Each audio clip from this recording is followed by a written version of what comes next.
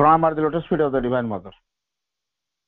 करुणामयी माँ परम प्रभु श्री अरविंद उपस्थित समस्त मातृ सन्तान।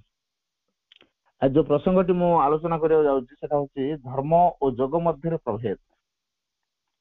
आमे धर्म और जोग दुईटा को एकाठी करदेले हबन।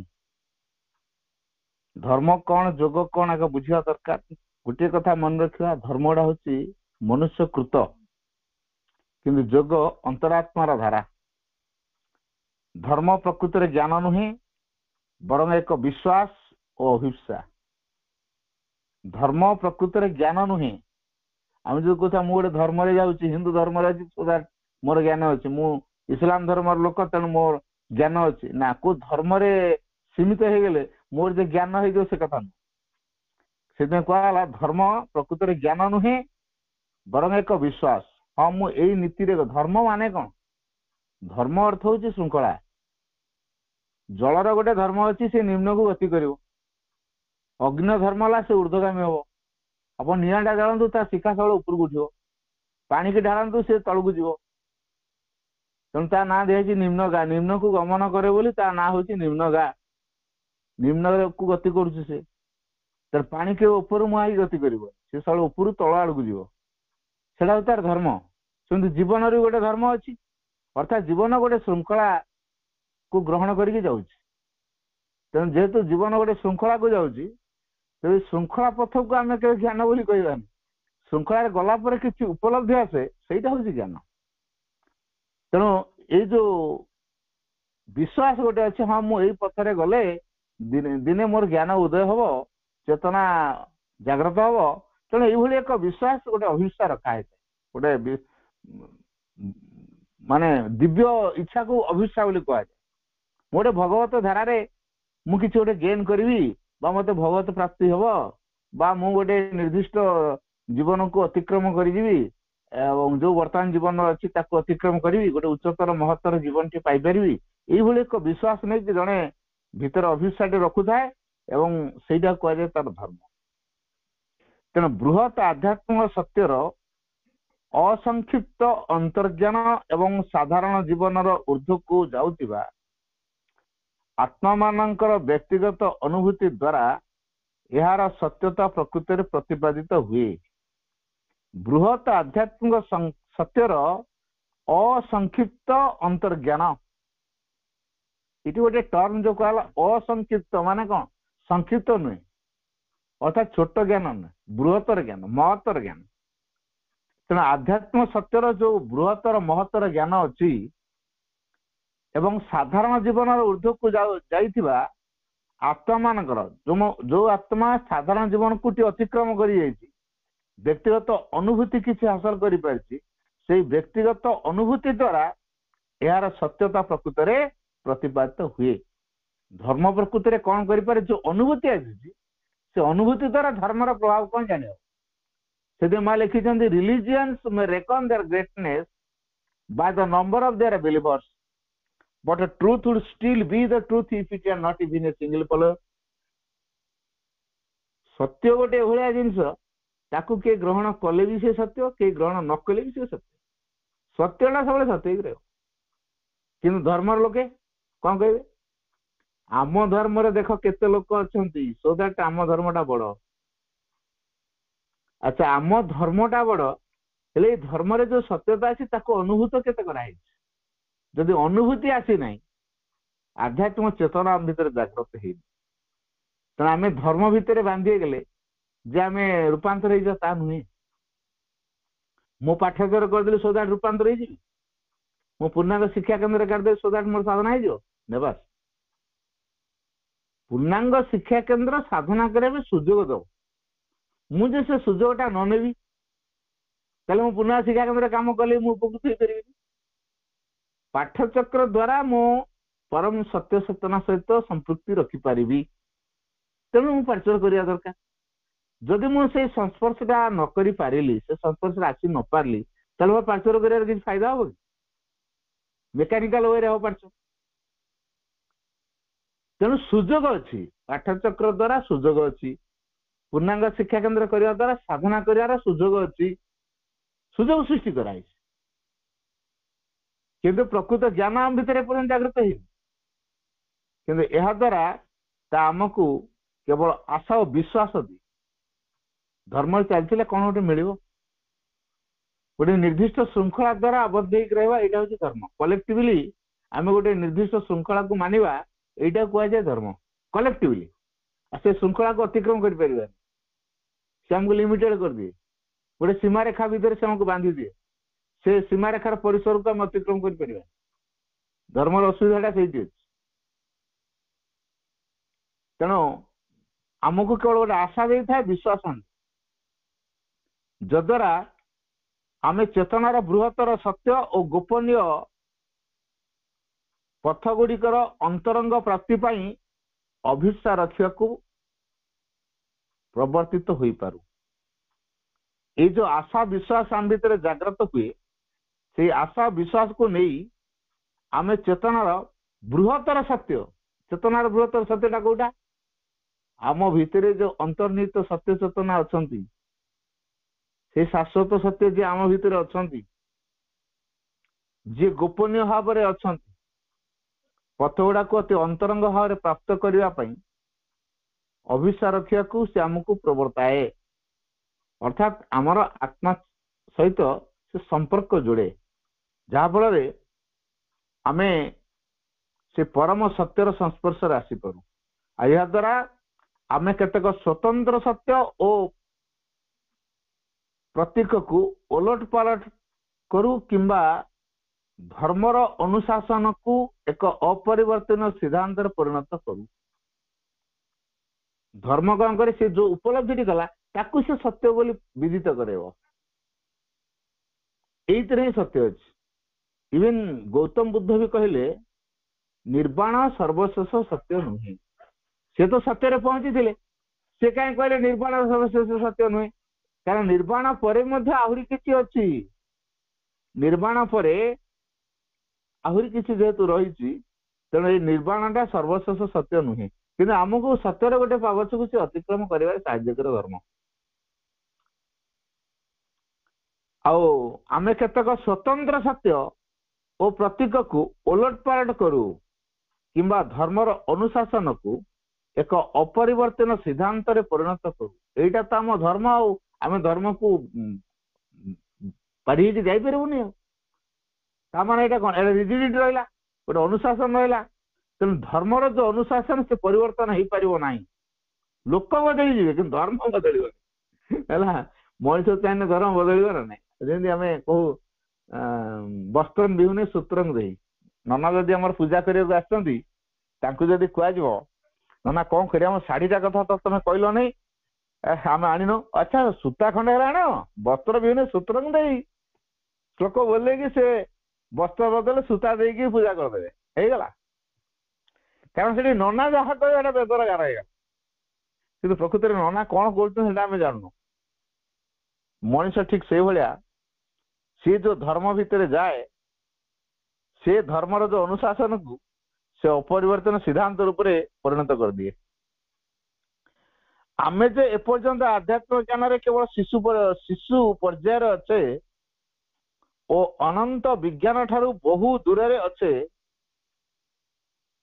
ता सूचाई दिए आमे वर्तमान पृथ्वी रे अच्छे सूर्य कहीं केते दूर सूर्य ठू आलोक आसिक आम पृथ्वी रे प्रकाशित होउची पृथ्वी आलोकित होउची तेना पृथ्वी सूर्य मध्य दूरता देखो केते आम जब हाँ पृथ्वी आलोक अच्छी कौन पृथ्वी आलोक अच्छी पृथ्वी कौन आलोक अच्छी जदि सूर्य न रे पृथ्वी आलोकित हम तो हो पार नहीं तेणु आम बर्तमान जो स्तर अच्छे पृथ्वी सूर्य मध्य जमी डिस्टेंस सेमती धर्म और आध्यात्म मध्य सेमती बहुत डिस्टेंस अच्छे तेणु सूर्य को बुझापी आम कौन कर ब्लैक गोटे चित्रकारी की बुझे दौचु देख ये है सूर्य ता चारिपटे बुध शुक्र पृथ्वी मंगल बृहस्पति शनि यूरानस नेपच्यून प्लूटो एमती ग्रह मान घुरुंट ग्रह मान घूर्णन पथ को कक्ष कहूँ निज मेरुदंड चारिपटे बुले अक्ष कहूँ आ सूर्यंकर महाकर्षण शक्ति द्वारा एम सुनियंत्रित होती के क्या सहित बाड़ा बाड़ी होना ये एक मोटामोटी महाकाश संपर्क में आमर गोटे धारणा विश्व संपर्क सौर परिवार संपर्क आमर गोटे धारणा आसुला सत कि गोटे धारणा आसला ना आम प्रकृत सूर्य बाहर पहुंचीगलु ना सब ग्रह गुड़ा को देखीदेलु ना से विषय प्रत्यक्ष ज्ञान अर्जन कर तेणु आमको बहुत दूर जो विज्ञान कथा कहते विशेष ज्ञान आम अर्जन करने कथा तार विषय आमको बहुत दूर रखी दिए। तेणु धर्म तार सत्य को से प्रतिपादित करे जहाँफल से आध्यात्मिक सत्य जोड़ा दिव्य सत्य जोड़ा विज्ञान बोली कहु से आड़ुआ लुचेई दिए। तथापि प्रत्येक धर्म पश्चात विशुद्ध आशा प्रतीक विच्छुरित सत्य सीमित नियमर बाह्य परस्त पछरे आभ्यंतरीण आध्यात्मिक तालीम एक आलोकर एक गुह्य दिग अच्छी बोली कह जाई पारे। जेमिति आमे कमला चोपा को छड़े दउछ ता भीतर खोसा गुड़ा बाहर कमला चोपा ढांकी खोसा के खाई पार तेना ऊपर चोपा को आगे छड़े पड़े।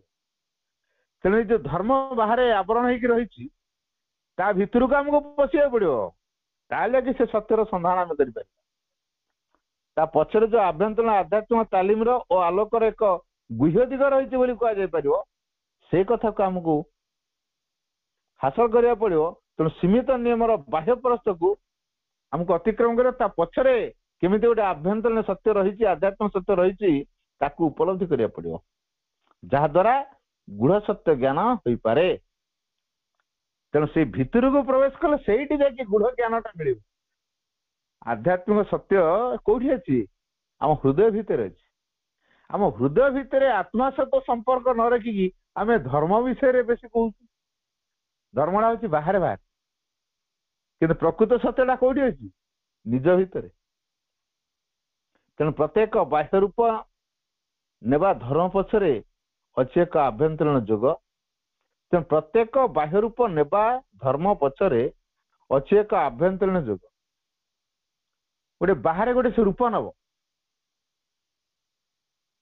तेणु जो बाहर जो रूप नौ प्रत्येक बाह्य रूप नेबा धर्म पछरे अच्छी एक आभ्यंतरीण जोग आत्म अवबोध ज्ञान जहाँ प्रथम सोपान विश्वास। तेणु जो आत्म अवबोध ज्ञान आत्मार आमर एपर्यंत बोध होनी तेणु अवबोध कि आत्मा पाखे से बोधटा अच्छी आत्मसत्ता सहित संपर्क रखिले जो ज्ञानर बोधटा आमर आसे सेटा ज्ञान बोली कहजनी ताकू बोध बोली कह।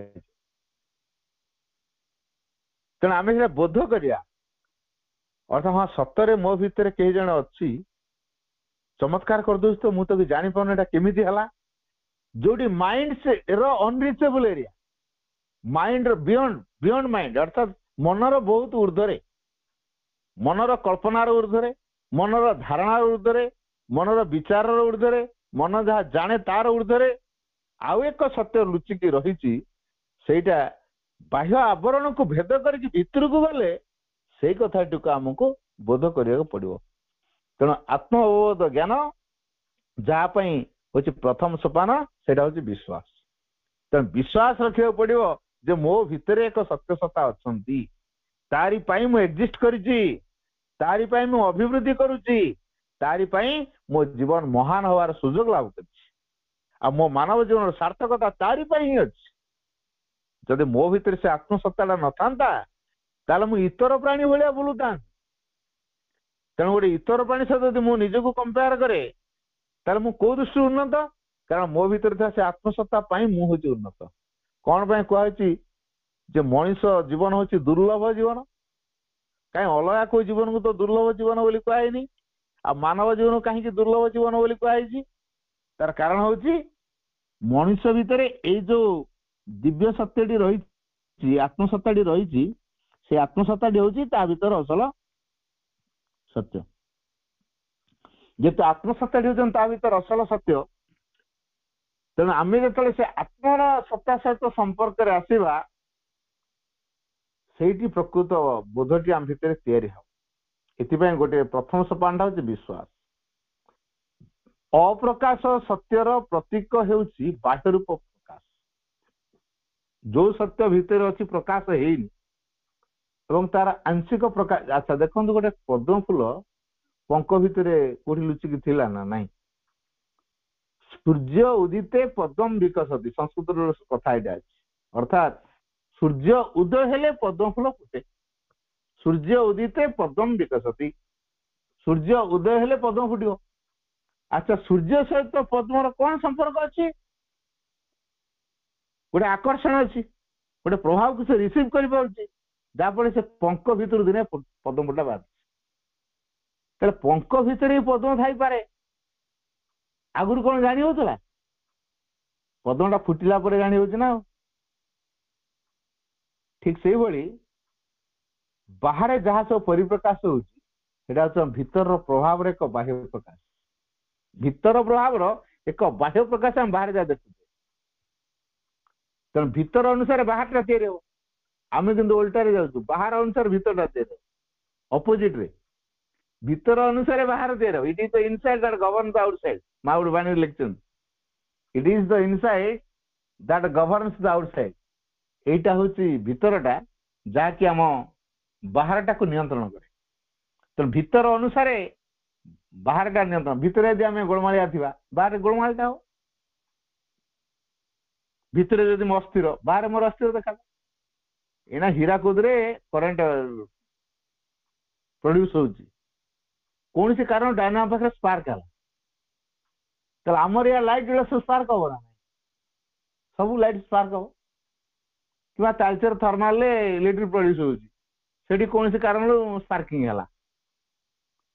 ତା ସେ ଥର୍ମାଲ ଯୁଆଡେ ଯୁଆଡେ କନେକ୍ସନ ଯାଇଛି, ସେଠି ବି ଲାଇଟ୍ ସ୍ପାର୍କିଂ ହବ।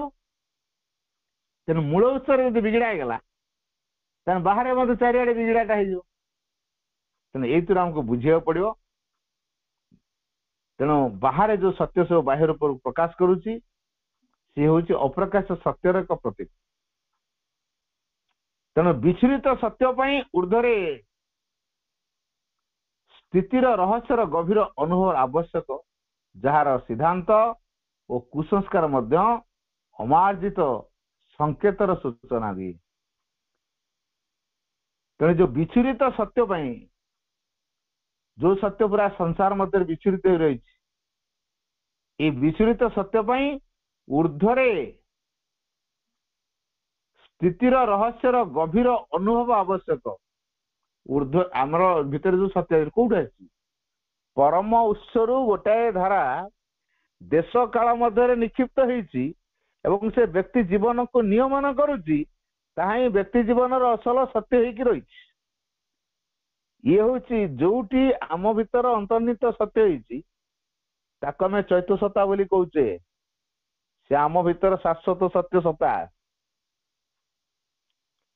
ତେଣୁ ଏଇ ଯୋଉ ସତ୍ୟ ସତ୍ତା କାହା ଦ୍ୱାରା ଡିରେକ୍ଟେଡ ବା ପରିଚାଳିତ?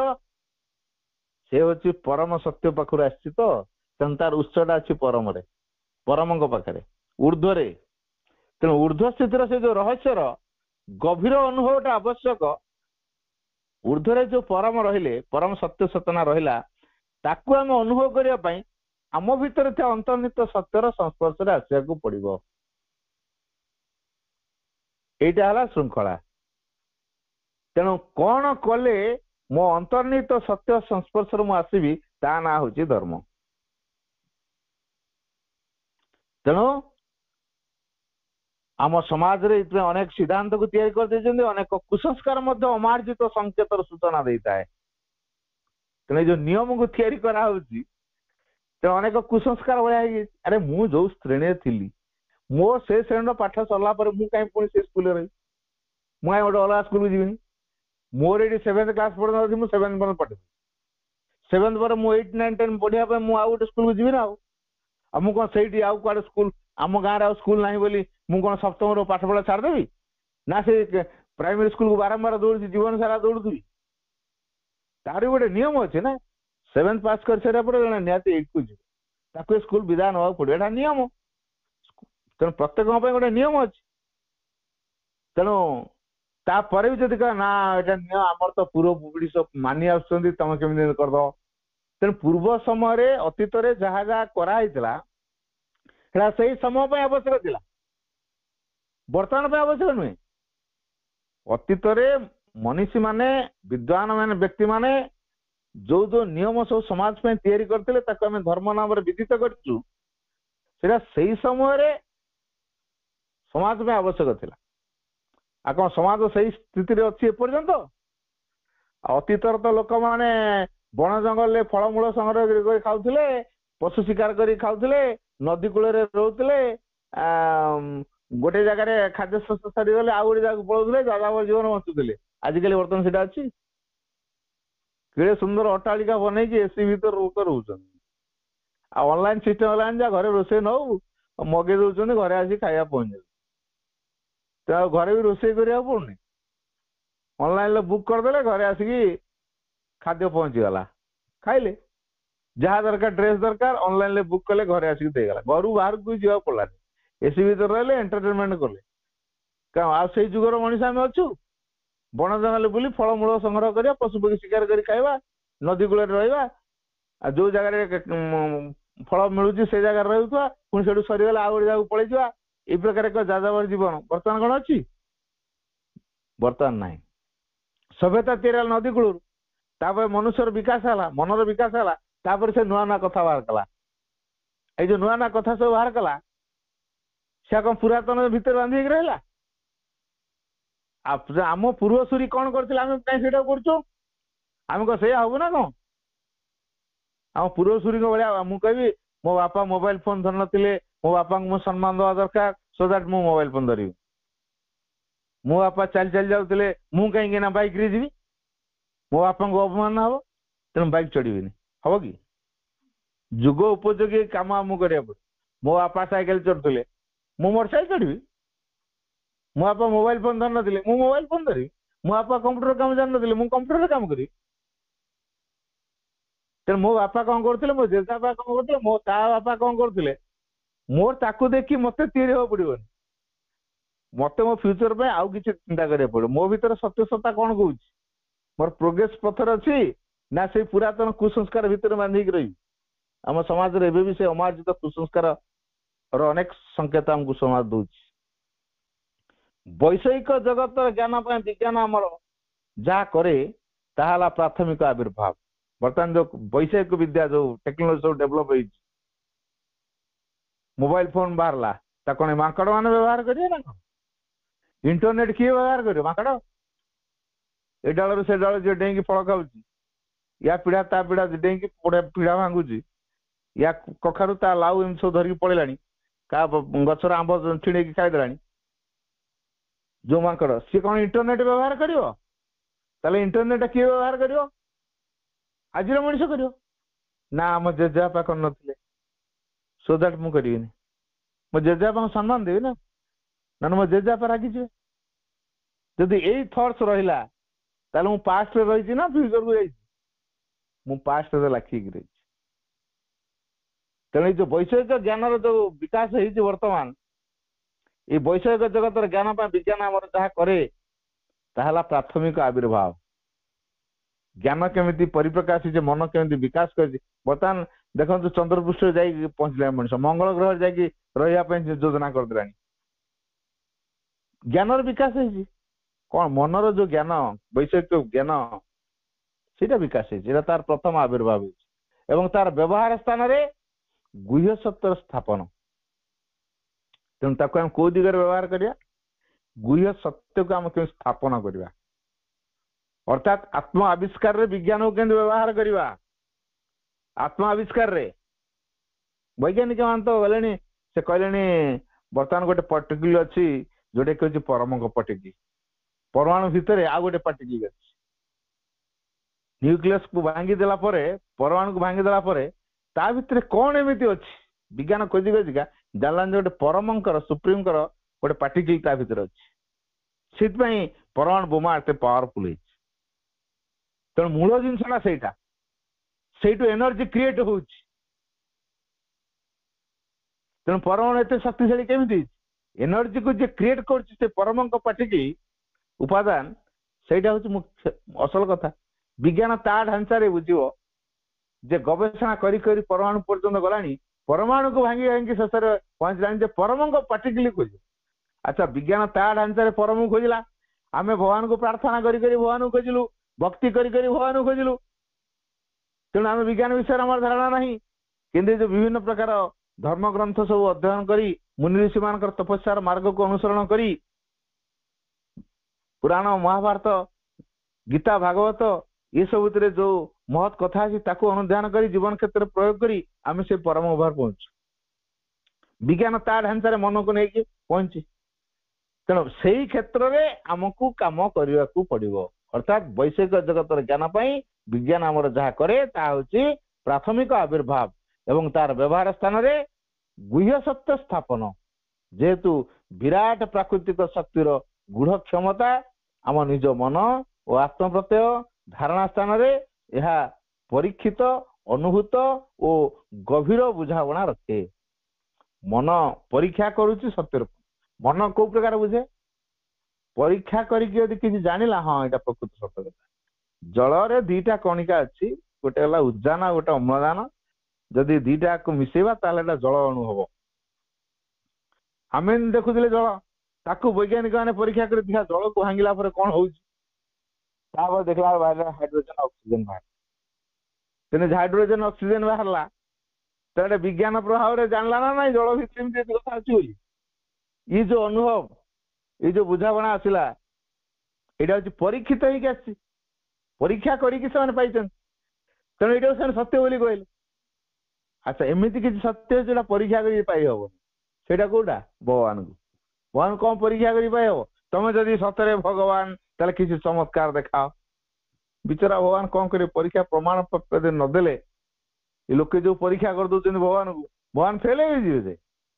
अच्छा भगवान फेल हो गले भगवान बोली किए मानवे तमें भगवान बोली प्रमाण दे पारे so that you are not God आमे तुमको एडमिट करूँ नहीं।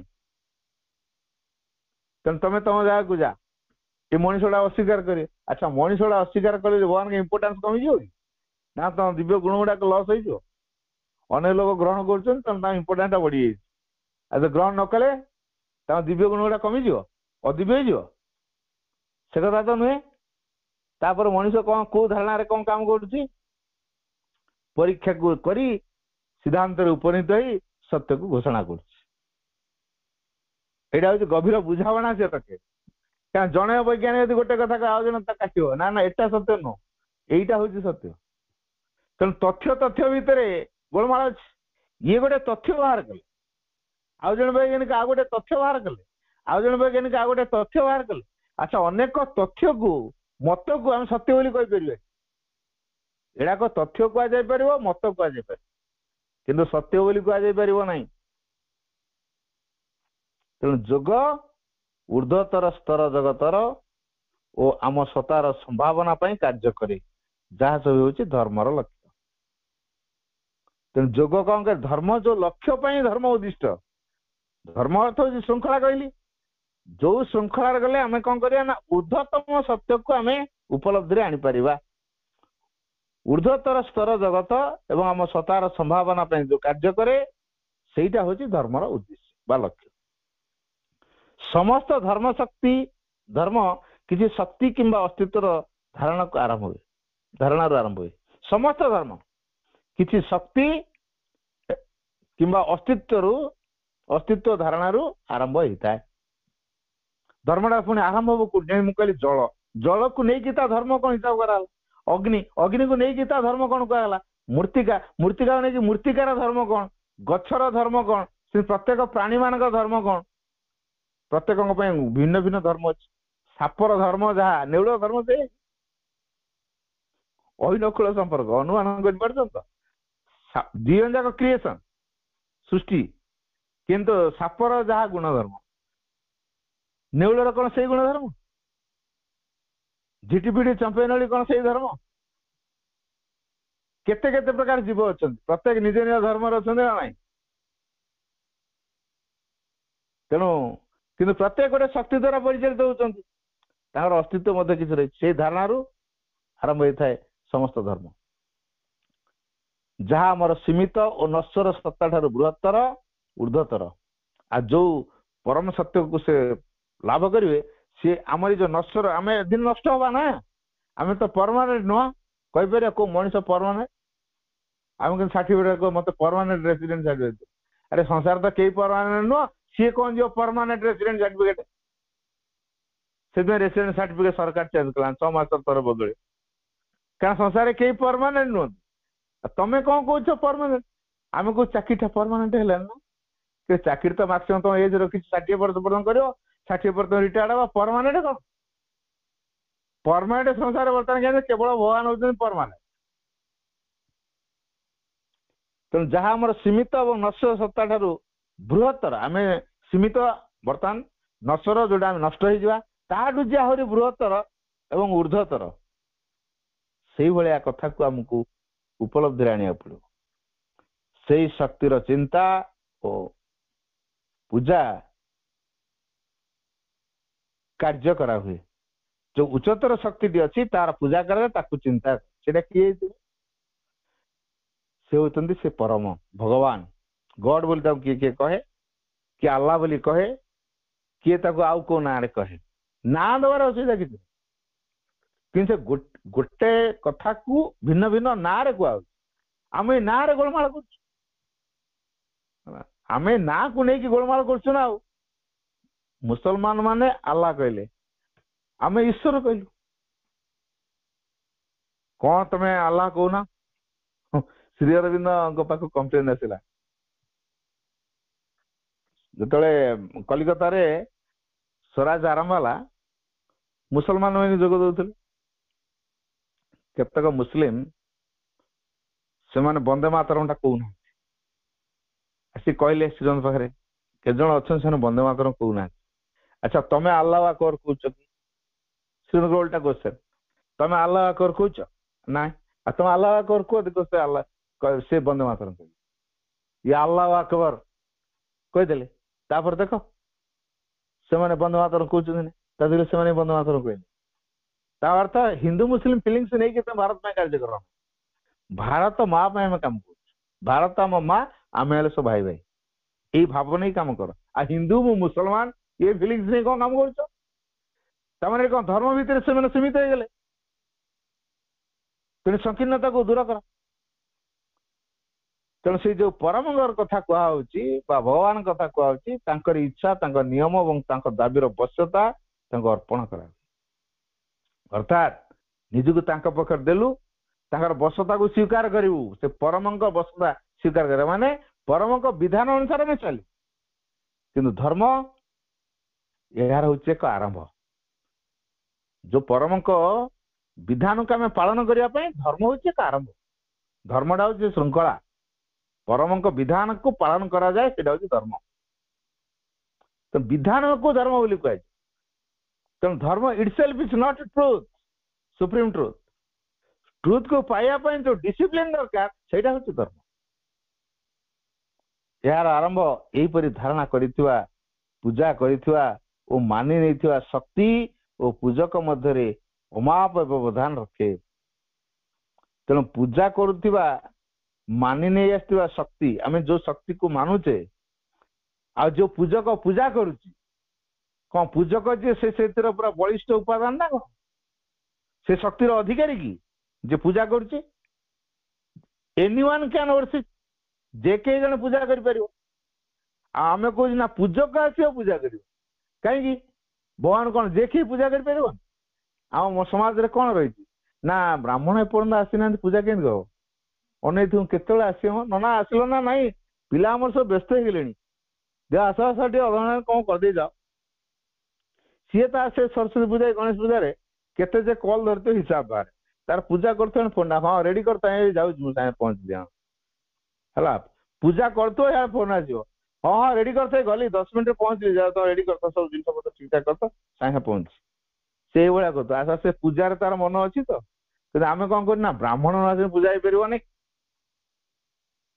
ଆମର ଯୋଉ ସୀମିତ ଧାରଣା ଏଇଆ, ଆମର ସୀମିତ ଜ୍ଞାନ ଦେଇ କଥା କହୁଛୁ, ପୂଜକକୁ ଗୁରୁତ୍ୱ ଦଉଛୁ। ଦେଖ ନା ନନା ମୋର କଣ ଜାତକରେ କଣ ଅଛି, ସେ ଜ୍ୟୋତିଷ ଆସିବ, ଜାତକ ମିଳେ କଣ ଦେଖିଲା, ତମର ଏଇଆ ଏଇଆ ଚଳନ ଅଛି, ଗ୍ରହ ଏମିତି ଅଛି, ସେମିତି ଅଛି, ତମକୁ ଏଇ ପୂଜା କରିବାକୁ ପଡିବ। କଣ ସେ ଜ୍ୟୋତିଷଟା କହିଦେଲା, ଆଉ ଜଣେ କିଏ ଯଦି ଜ୍ୟୋତିଷ ଜ୍ଞାନ ପାଠ ପଢିଥିବ ସିଏ କହିଲେ ହବନି? ଆଚ୍ଛା ଆମକୁ ପାଠ ପଢଉଛନ୍ତି, କୋଉ ଲୋକ ପାଠ ପଢେଇବେ? Teacher anyone can be a teacher जेको जन लोक भी शिक्षक हो पारे जे शिक्षक है से पढ़े दो अच्छा आउ जन पढ़ू तार जो ज्ञान से शिक्षक है कौन ज्ञान कमिज कि ना ज्ञान भूल भाल हो मनीष को प्रकार भितर बांधी रही सपोज मो पिला को पाठ पढ़ी मु टीचर नु स्कूल टीचर बतई पिला भाव ना मो टीचर जहाँ कहते ठीक मो बापा जहाँ कहला भूल क्या पिला अनुभव कर बापा से ज्ञान कथा कहते से पाठ कथा कहते बर बेटर कहते अधिका एक्सप्लेनेशन दे कहते सेटा पिला मानिया प्रस्तुत हेनी क्या मो टीचर तो कहते से लिमिटेड एज मो टीचर जहाँ कहे दैट इज एनफ आउ या बे तो किसी बड़ कथा नुह सेमती आम पूजक को आम बहुत गुरुत्व दौचु तेणु ये हूँ व्यवधान सब रख तेणु जोग तार शेष पर्यायर ये व्यवधान उच्छेद कर जोग कर डायरेक्ट भगवान सहित तार संपर्क एटा हूँ सीढ़ी बाट जोग है लिफ्ट बाट कौटे जा धर्म भितर दे देका जा सीढ़ी रे पाउछ देकी जा बाटर थकिवा रेस्ट नवा पुणी चलवा पुणी थकिवा रेस्ट नवा पुणी चलवा पुणी थकिवा रेस्ट नवा ये बाटर अटकी अटकी 9 ताला कि 12 ताला कोठा घर ऊपर पहुंचवा घंटे लगी जाइए लिफ्ट रे 5 मिनट लगे मारले 12 महला साइक उठले 5 मिनट लगे 12 महला तेणु जोग हूँ डायरेक्ट रिलेशन यहाँ हूँ जोगर धारा आ धर्म धारा लिफ्ट माध्यम न जाई ये जो सीढ़ी माध्यम जा जोग हूँ लिफ्ट माध्यम जोग है लिफ्ट भितर देखी जा आ धर्म है सीढ़ी बाटे देखी जा है विभिन्न प्रकार नियम करता गोटे स्टेप पर गोटे स्टेप जाऊा से तो गला तार सीमा रेखा भितर बांधी तो जापर गोटे लाइफ पर पार हो पुणी नेक्स्ट लाइफ आ गोटे कथा नहीं आसो से गोटे लिमिटेड होकर रहा एमती अनेक धर्म पर्यायक्रम पर्याय जीवन पर जीवन बीतीका शेष से पहुंची तो केते जीवन से अतिक्रम करा पड़ो आ प्रत्येक जीवन किसी किसी अनुभूति की नहीं तार विकास हो तेणु आम ज्ञान मध्यम या सहित मिलित हो जो जोग पथरे परम सहित मिसापी ज्ञान दरकार तो से ज्ञानटा कौटी आम जो mathematics English science history geography political science economics physics chemistry botany zoology एडाक से ना माइंड टाक एक्सरसाइज करा माइंड टा सफल करा ये सब पाठ द्वारा आम माइंड को सफल करा नमनीय करा वाइडनेस करा जहाँफल से रिसीव कर यहाँ हूँ मध्यम मन को सफल करने सब पाठ्यपुस्तक गुड़ा हूँ मध्यम कि यथार्थ ज्ञान ए परिप्रकाश हुए बाह्य ज्ञान उपयुक्त बंचापी जो खोराक दरकार हाँ सरकार व्यवस्था कर पाठ पढ़ तुमको या दिखाई एति टाँग तुम पाइब पैसा पतर न खर्चबाज कर तुम जीविका निर्वाह कर तेणु जीविका अर्जन यहाँ दरकार अच्छे जीविका कहीं अर्जन करूँ बचापी बचू कहीं बचू जदि भगवान सहित आम कनेक्शन न रहा बचार माने कौन हो तापर ये बाट बाहर से केमी कौ प्रकार मध्यम देखी जीव तेणु कारण जिते आम प्रथम अस्पष्ट धारणा स्पष्ट हो विस्तृत हो गभीर हो आम या आम उच्चतम व्यक्तित्व आम सतार मूल और दहनकारी अंश बोली जानू दहनकारी माने जे जाली की नष्ट कर पकाए ता पाखे कौन से अधिक प्रभाव रही पार निआ पाखे में काठ खंडे पकईदे काठ होटा से जलिकी अग्नि परिणत हो दहन क्रिया अर्थात से आम भितर जो अधिक प्रभाव अच्छी ध्वंस करद पोड़ी नष्ट करद विस्तृत भाव आमको दब आम धारणा को स्पष्ट करदब अस्पष्टता को स्पष्ट कर विस्तृत भाव को तैयार कर गभीरतम अवस्था पहुंचेब एवं आमको उच्चतम स्तर को उठे नब एवं आमर मूल दहनकारी शक्ति जो अच्छी सहित से आमको संपृक्त करदेव एवं उच्चतम व्यक्तित्व आम भीतर से तैयारी कर यहीटा हूँ ए दिग हूँ जोगर धारा तेणु ए दिग को आमको अनुसरण करा तेणु आम कार्य मध्यम यह सहित मिलित होगा आरंभ करूँ तेणु कार्य द्वारा यहाँ हम मु जहाँटा जानूची कार्य रूप देवी जब कार्य रूप दौनी एक्सपीरियंस आसो कौटू ज्ञान आसो कौटू कार्य रूप देला तापरे है तेणु मु कह हाँ अटा को पानी गोलेले गोल गोल कले बेलिले रुटी हम रुटी आम खाई पार ଆମେ ସିନା ସେମିତି ଚକଟା ଅଟାଟା ଖାଲି ଦେଖିଦେଲେ ହବ କି? ଅଟାଟାକୁ ରୁଟି ବୋଲି କହିପାରିବା କି? ଅଟାରୁ କେମିତି ରୁଟି ବନାଯିବ ତା ବ୍ୟବସ୍ଥା କରିବାକୁ ପଡୁଛି।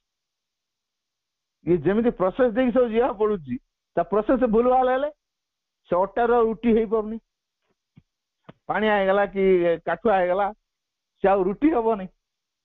ଇଏ ଯେମିତି କଥା, ସେଭଳି ଯୋଉ ନିର୍ଦ୍ଦିଷ୍ଟ ଧାରା ଅଛି ସେଥିରେ ଯଦି ବିଚ୍ୟୁତ ହେଇଯିବା, ସେ ଯାହାକୁ ପ୍ରକାଶ କରିବା କଥା ସେ ତ ପ୍ରକାଶ ଆଉ କରିପାରିବନି।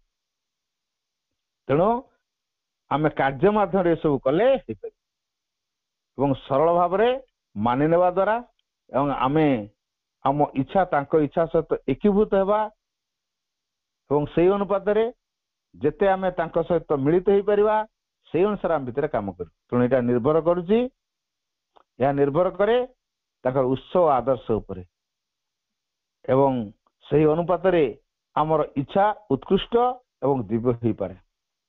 ଯଦି ପରମଙ୍କର ଇଚ୍ଛା ସହିତ ଆମ ଇଚ୍ଛାକୁ ମିଶାଇଲେ ତାହେଲେ ଆମେ ଦିବ୍ୟ ହେବାର ସମ୍ଭାବନାଟା ଦେଖାଦେବ, ଏବଂ ଆମେ ତାଙ୍କ ସହିତ ପୂଜା ମାଧ୍ୟମରେ ମଧ୍ୟ ଏକୀଭୂତ ହୋଇପାରୁ। ଆମେ ତାଙ୍କ ସହିତ ପୂଜା ମାଧ୍ୟମରେ ଏକୀଭୂତ ହେଇପାରୁ। ଦୂରରୁ ପୂଜା କର୍ମ କରିବା ଦ୍ୱାରା କ୍ରମଶଃ ଘନିଷ୍ଠ ଶ୍ରଦ୍ଧାର ଆବଶ୍ୟକତା ଅନୁଭୂତ ହୁଏ, ଏବଂ ଏହା ଅନ୍ତରଙ୍ଗ ପ୍ରେମରେ ପରିଣତ ହୁଏ, ଓ ପ୍ରେମର ପୂର୍ଣ୍ଣତା ହେଉଛି ପ୍ରେମିକ ସହିତ ମିଳନ। ତେଣୁ ଯିଏ ଭଗବାନଙ୍କୁ ଭଲ ପାଉଛି ସେ ଭଗବାନ ପ୍ରତି ପ୍ରେମ ଭାବ ରଖିଛି। ତେଣୁ ପ୍ରେମରେ ସେ ପ୍ରେମର ଅନ୍ୟ ନାଁ କଣ? ଆତ୍ମଦାନ। ଅର୍ଥାତ ଯେତେବେଳେ ସେ ନିଜକୁ ଦେଇ ଦଉଛି, ପୂଜା ଶବ୍ଦଟା କଣ? ଓର୍ସିପ ବୋଲି ଯୋଉ କୁହାଯାଉଛି, କଣ ଏଟା? ଉତ୍ସର୍ଗ ଯୋଉଠି ନାହିଁ ଏଟା ପୂଜା ନୁହେଁ। ଯୋଉଠି ଓର୍ସିପ ଯୋଉଟା କୁହାଯାଏ ପୂଜା ବୋଲି କୁହାଯାଏ, ଉତ୍ସର୍ଗ ରହିବା ଦରକାର। ଯଦି ଉତ୍ସର୍ଗ ନାହିଁ ତାହେଲେ ଏଟା ପୂଜା ନୁହେଁ। ତେଣୁ ଗୋଟେ ପ୍ରେମର ପୂର୍ଣ୍ଣତା ହେଉଛି ପ୍ରେମିକ ସହିତ ମିଳନ। ତେଣୁ ପ୍ରେମିକ ସହିତ ମିଳନ ହବା ଦରକାର। ମୁଁ ଯଦି ଭଗବାନଙ୍କୁ ପ୍ରେମ କରୁଛି, ଭଗବାନ ସହିତ ମିଳନ ହବା ଦରକାର। ଏଇଟା ହଉଛି ଦିବ୍ୟ ପ୍ରେମ। ଦିବ୍ୟ ପ୍ରେମରେ କେବଳ ଅଛି ଆତ୍ମଦାନ। ତେଣୁ ଯେ ନିଜକୁ ଦେଇପାରୁଛି। ତେଣୁ ଯୋଗ ଦର୍ଶନ ପରି କିମ୍ବା ଲୋକପ୍ରିୟ ଧର୍ମ ପରି ମତବାଦ କିମ୍ବା ସିଦ୍ଧାନ୍ତ ନୁହେଁ, ବରଂ ଅନୁଭୂତି ବିଷୟ। ତେଣୁ ଜଣେ ଭଗବାନ ସହିତ ମିଶିଲେ କଣ ହୁଏ? ଏଟା ଅନୁଭୂତିକୁ ନେଇକି ସେ ମାର୍ଜିତ ହବ। ତେଣୁ ଏଇ ଅନୁଭୂତି ହେଉଛି ଶୁଦ୍ଧପୂତ ବିଶ୍ୱର ଓ ଜଗତର ସତ୍ତାର, ଯାହା ସହିତ ଏହା ଆମକୁ ମିଳିତ କରାଏ, ଏବଂ ଅଦୃଶ୍ୟ ସହିତ ମିଳନ, ଏହି ସଚେତନ ଅନୁଭୂତି ସବୁ ସମୟରେ ପୁନଃ କାର୍ଯ୍ୟକାରୀ ଓ ପରୀକ୍ଷା କରାଯାଇପାରେ। ଏହା ଆମର ପାର୍ଥିବ ଜଗତର ଅନୁଭୂତି ଓ ଦୃଶ୍ୟମାନ ସତ୍ତା ପରି ବୈଧ। ଆମେ ଯେମିତି ଦୃଶ୍ୟମାନ ଜଗତକୁ ଯେମିତି ଦେଖୁଛୁ ସ୍ଥୂଳ ଭାବରେ, ଇଏ ଯେମିତି ସତ ବୋଲି କହୁଛୁ, ଠିକ ସେଇଭଳି ଭଗବାନଙ୍କ ସହିତ ପ୍ରେମିକ ସହିତ ପ୍ରେମର ମିଳନ ହେଲେ, ଯିଏ ଭଗବାନଙ୍କୁ ଆମେ ପ୍ରେମ କରୁଛେ, ତେଣୁ ପ୍ରେମିକ ସହିତ ଆମର ମିଳନ ହବା ଦରକାର। ତାହେଲେ ଯୋଉ ଅନୁଭୂତି ଆସିବ, ଯୋଉ ଜ୍ଞାନ ଜାଗ୍ରତ ହବ, ସେଇଥିରେ କଣ ହବ? ଇଏ ଯେମିତି ବାସ୍ତବ ଦୁନିଆରେ ଆମେ ଯାହା ଦେଖୁଛୁ, ଯୋଉ ସ୍ଥୂଳ ଭାବରେ ଯେମିତି ଦେଖିପାରୁଛେ ସତ ବୋଲି କହୁଛେ, ଠିକ ସେଟା ମଧ୍ୟ ସେମିତି ସତ ବୋଲି ଅନୁଭୂତ ହବ। ଆଉ ଯୋଉମାନଙ୍କର ଅଦୃଶ୍ୟ ମନ ସହିତ ଆମର ସବୁଦିନ ସମ୍ପର୍କ ରଖୁ, ସେଇ ଅଦୃଶ୍ୟ ମନ ସହିତ ଆମେ ସବୁଦିନ ସମ୍ପର୍କ ରଖୁ। ଅଦୃଶ୍ୟ ମନ କୋଉଟା? ଯୋଉ ମନକୁ ଆମେ ଦେଖିପାରୁନା। ମନକୁ କଣ ସହ ଦେଖିବେ? ତା କାର୍ଯ୍ୟରୁ ଆମେ ଜାଣିବେ। ଯଦି ଭଗବାନ ସହିତ ଯୋଡି ହେଇଗଲା, ମନ ଭଗବାନଙ୍କୁ ଯଦି ଚିନ୍ତାରେ ଆଣିଲା, ତା ଅନୁଭବରେ ଆଣିଲା, ତା ଧାରଣାରେ ଆଣିଲା, ତା କଳ୍ପନାରେ ଆଣିଲା, ତାଙ୍କ ଉପସ୍ଥିତିକୁ ସେ ସବୁ ଜାଗାରେ ଉପଲବ୍ଧି କରିବ। ଇଏ ହଉଛି ଯୋଗର ବାଟ। ତେଣୁ ସଚେତନ ମିଳନରେ ହିଁ ଯୋଗ ଅଗ୍ରସର ହୁଏ। ତେଣୁ ସଚେତନ ମିଳନ କୋଉଟା? ମୁଁ ଜ୍ଞାନଯୁକ୍ତ ଭାବରେ ଭଗବାନ ସହିତ ମିଶି, ଅଜ୍ଞାନରେ ନୁହଁ। ଭକ୍ତି ପୂର୍ଣ୍ଣାଙ୍ଗ କେତେବେଳେ ହବ? ଜ୍ଞାନ ଯଦି ମିଶିବ, ଅର୍ଥାତ ଯଥାର୍ଥ ଉତ୍ସର୍ଗ ଯଦି ରହେ, ତାହେଲେ ଭକ୍ତି ପୂର୍ଣ୍ଣାଙ୍ଗ ହବ, ସ୍ଥାୟୀ ହବ। ତେଣୁ କର୍ମ ମାଧ୍ୟମରେ ଭକ୍ତି ପୂର୍ଣ୍ଣାଙ୍ଗ ହବ, ଜ୍ଞାନ ବି ପୂର୍ଣ୍ଣାଙ୍ଗ ହବ। ତେଣୁ କର୍ମକୁ ସେଥିପାଇଁ ଗୁରୁତ୍ୱ ଦିଆଯାଇଛି। ତେଣୁ ସଚେତନ ମିଳନରେ ଯୋଗ ଅଗ୍ରସର ହୁଏ, ଆଉ ସଚେତନ ସତ୍ତା ହିଁ ଯୋଗର ହଉଛି ଯନ୍ତ୍ର। ତେଣୁ ଆମେ ଯଦି ସଚେତନ ସତ୍ତା ହବା, ତାହେଲେ ଆମେ ଯୋଗର ଯନ୍ତ୍ର ହେଇପାରିବା। ଯିଏ ଆମ ଭିତରେ ଆସ୍ପୃହା କରୁଛନ୍ତି, ଯଦି ଆମେ ତା ସହିତ ମିଶିଯିବା, ଆମେ ବି ସେଇଆ ହେଇଯିବା। ଯଦି ଆମ ଆତ୍ମସତ୍ତା ଆମର ଆସ୍ପୃହା କରୁଛନ୍ତି, ତା ସହିତ ଯଦି ମନ ପ୍ରାଣ ସହିତ ମିଶିଯିବ, ସିଏ ମଧ୍ୟ ଆତ୍ମସତ୍ତାର ଗୁଣଧର୍ମକୁ ହାସଲ କରିବେ, ସିଏ ମଧ୍ୟ ସେମିତି ଆସ୍ପୃହା କରି ଆରମ୍ଭ କରିବେ। ସେତିକି ବେଳେ ଯୋଗ ସମ୍ଭବ ହବ। ଆଲୋଚନାକୁ ଏଇଠି ରଖୁଛି। ବନ୍ଦେ ମାତରମ୍।